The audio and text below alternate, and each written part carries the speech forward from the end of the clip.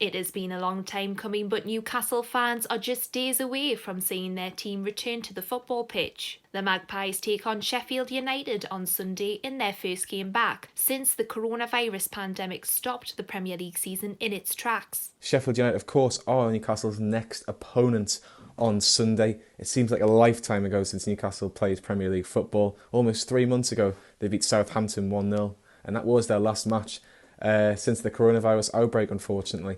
But it has been a hectic 11, 12 weeks at Newcastle United with all this takeover talk and the Saudis, Amanda Staveley and PCP. It has been really, really, I think stressful would probably be the word for the majority of Newcastle fans.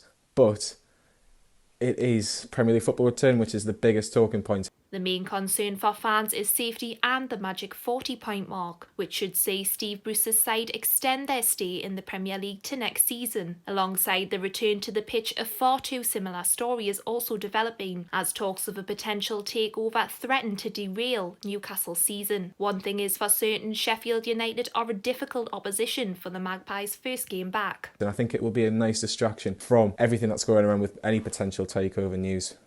Sheffield United will be a difficult game on Sunday, and they probably have a slight advantage over Newcastle because they do play a few days before, as I've mentioned. They'll get used to the surroundings, the fact there isn't going to be any fans in the stadium as well. So Sheffield United will probably go into the game against Newcastle with probably a lot of confidence. They've had a fantastic season under Chris Wilder.